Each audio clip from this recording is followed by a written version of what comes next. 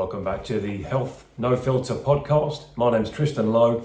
For those of you watching on YouTube, that was my attempt at looking stressed out, head down, grabbing my head, but don't worry, I'm pretty chilled actually, the weather's been good.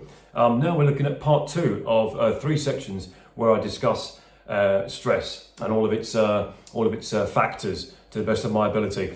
My name's Tristan Lowe. I'm a personal trainer and qualified sports massage therapist. I've been working in the health and fitness industry since 2008. I run a private centre in Lincoln where we deal with personal training and sports massage therapy clients, and I've dealt with a wide range of people: short, tall, fat, thin, rich, poor, different cultures, different nationalities, different economical backgrounds, different emotional intelligence levels. But one thing I've learned is everybody at some point in their life, whether it be a client or a colleague of a client, someone I've come across in my line of work, has to deal with some form of stress that they're aware of and some stress that they're not aware of. And obviously, it goes without saying, the stress that you're aware of seems, again, our perceived inability to handle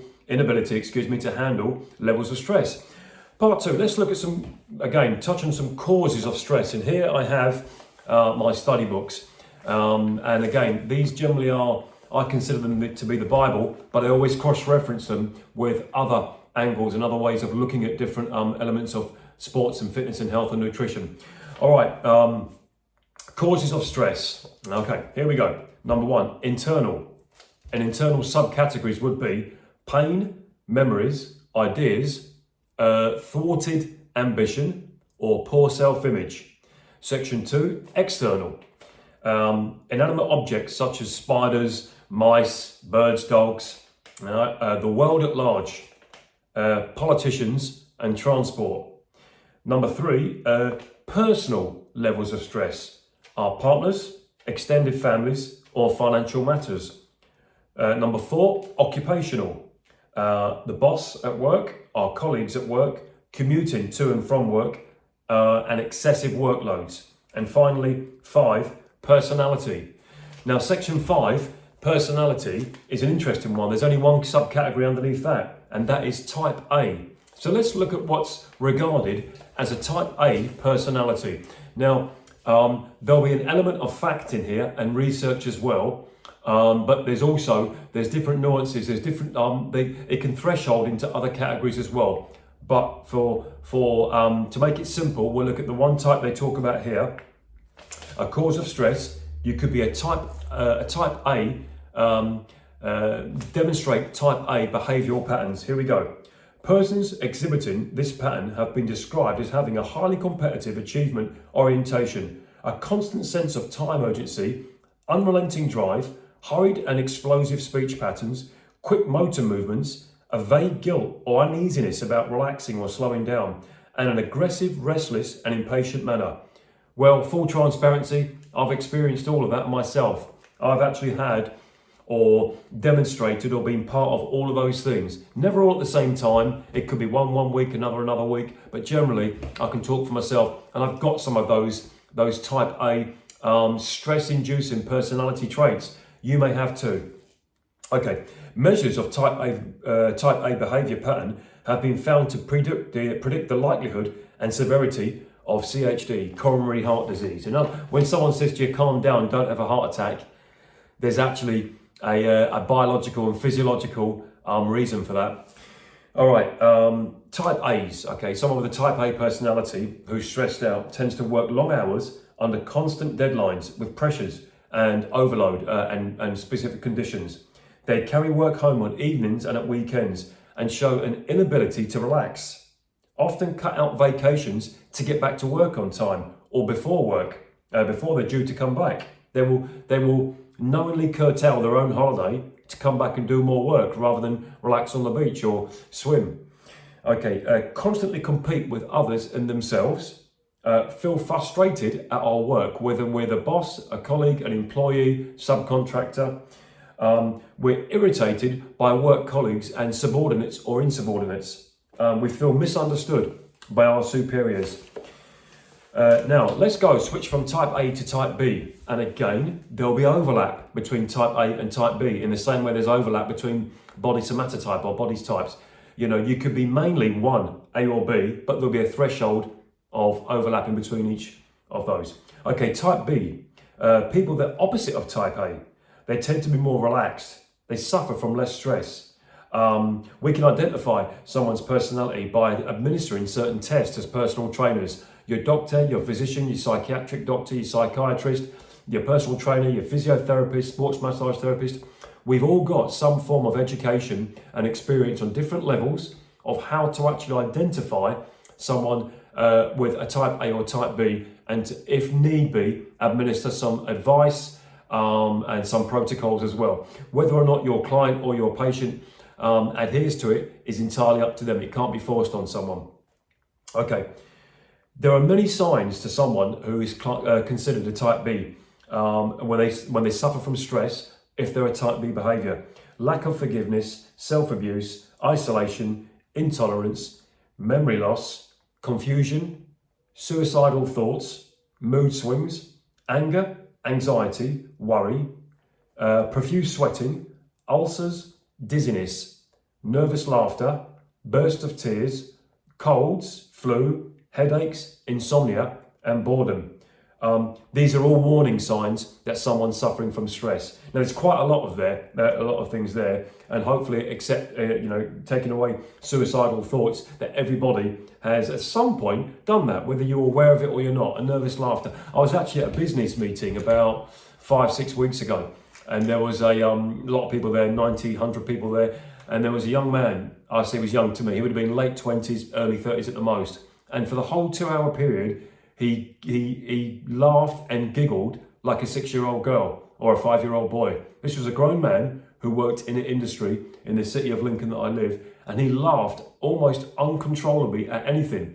He could have asked you the time, and it's 8 o'clock, and you would have said 8 o'clock, and he would have laughed at it, and he would have giggled. He was like it all the time throughout. And in a very short period of time, I recognised that it was a nervous disposition. He was nervous, or he was stressed out or anxious, and his way of handling it or demonstrating that he wasn't was to giggle and laugh almost uncontrollably. And again, he did it for the entire 2-hour period. Now, doesn't make him a bad person or wrong. That's just his way of knowingly, consciously or subconsciously dealing with levels of stress. Because no one was telling one-liners for 2 hours. There was no one stood up there. There wasn't a comedy act. Ricky Gervais, or Steve Carell weren't on stage and we're all laughing. And, if you're from the 80s, Eddie Murphy or Richard Pryor, this was a business meeting where people talked about different lines of work, but for some reason. So I actually experienced it. And I've actually also witnessed it when I've taken on university graduates, undergraduates, graduates, when they're young, they're 20, 21, 22 years of age, and they start working and they can laugh or giggle at something that's not even funny. Now, you may think, well, whether something's funny or not is a matter of opinion. There's a cut-off point. And actually, over a space of time, the trainer or therapist that's new to the industry begins to reduce that nervous giggle or nervous laughter. It's because they're new and they're excited, anxious or stressed out. It's not a fault. It's simply a biological bug, something that comes out of the body to actually handle a stressful situation. All right, health hazards in stress. Asthma, hyperventilation, bronchitis, cancer, fatigue, muscular tension, diabetes, obesity, hypertension, high blood pressure, angina, stroke, heart attack, rheumatoid arthritis, colds, flu, depression, colitis, constipation, diarrhea, ulcers, a nervous breakdown, allergies, migraine, and the opposite of being overweight, anorexia.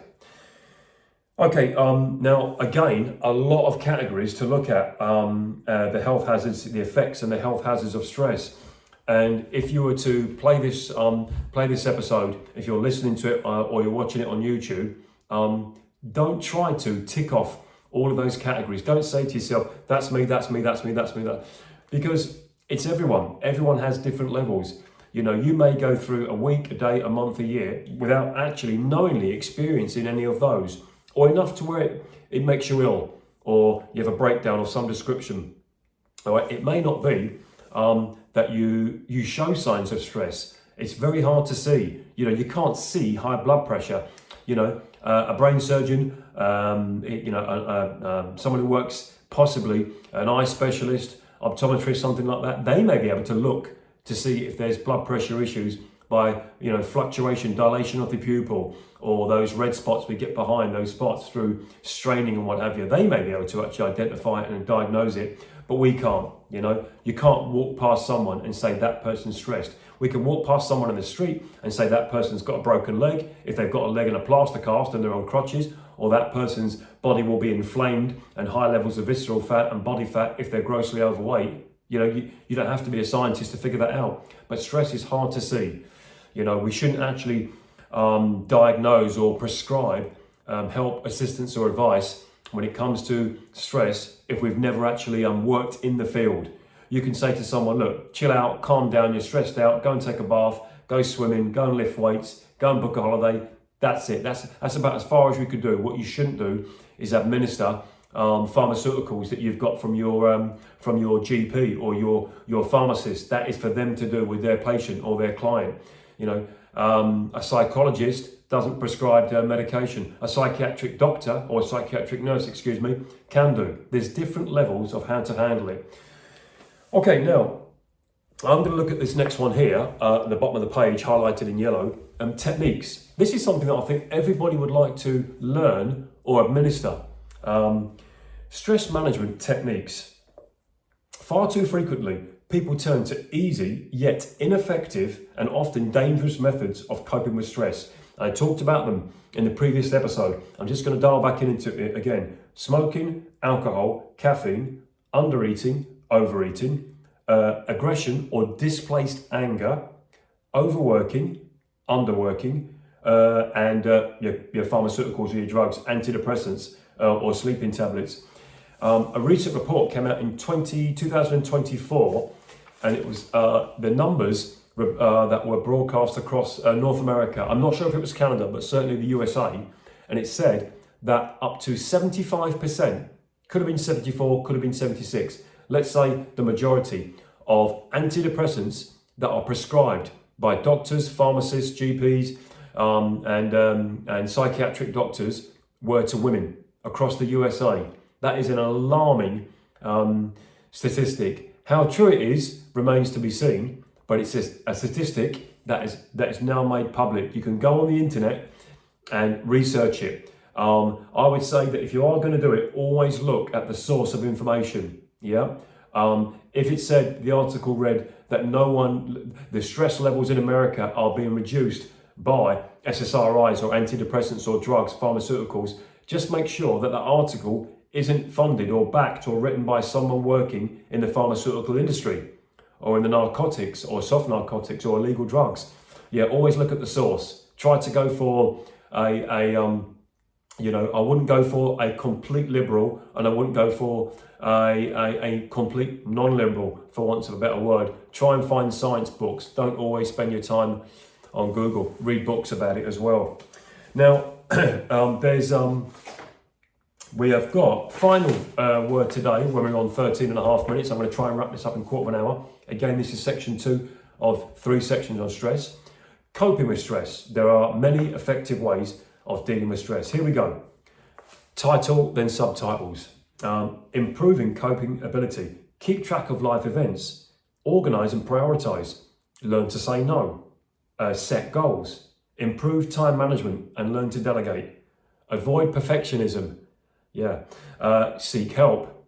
Next category, learn to relax. Develop relaxing daily activities. Focus on your breathing, deep diaphragm breathing, internal breathing. Practice Tai Chi, Pilates or yoga, or take a massage. Go and have a sports massage, Swedish massage, Indian head massage, Thai massage, something to actually relax the body and increase blood flow. Category number 3, improve your personal life skills. Adopt assertive behavior. Improve your self-esteem. Think positively and increase your support. Final, 4th category, analyze your lifestyle, your diet, physical activity, hobbies, smoking and alcohol consumption, caffeine consumption, and sleeping habits. Okay, now, to wrap it all off, we're going to look at building a stress management plan, an SMP. Okay, an SMP, a stress management plan. This is the last thing we're going to look at. It takes me 30 seconds. Here we go. Building a stress management plan, involves knowing what to do when stresses occur in short term, adopting behaviours to minimise stress long term. In other words, we can help as personal trainers, we can help our clients identify the causes of stress and using certain techniques to, over a space of time, increase the client or the viewer or the listener's ability, perceived ability and physiological ability to handle stress levels. Okay, so build an SMP, a stress management plan. Like your pension plan, your work plan, your travel plans, build an SMP, stress management plan. Well, that's section 2 of 3 sections that we're going to be doing in mid-May on stress. My name's Tristan Lowe. The channel is Health No Filter, formerly Over 40s Fitness with Tristan Lowe. You can watch me on YouTube or hear me on Spotify, Amazon Music, Apple Podcast. You can also catch me on LinkedIn. I have a private practice personal training centre and sports massage centre in Lincoln, UK. You can reach me on www.goodcondition.co.uk. I'd just like to make clear that my thoughts and opinions with regards to many subjects on my channel have an overlap. They are individual, but equally there's an overlap of what I do in my line of work. There's 101 reasons to deal with stress. We've covered only a couple. You may be able to think of some yourself. Please feel free to like, subscribe, share the channel and comment if you're ready. Until the next one, thanks for watching. Thanks for listening. Bye for now.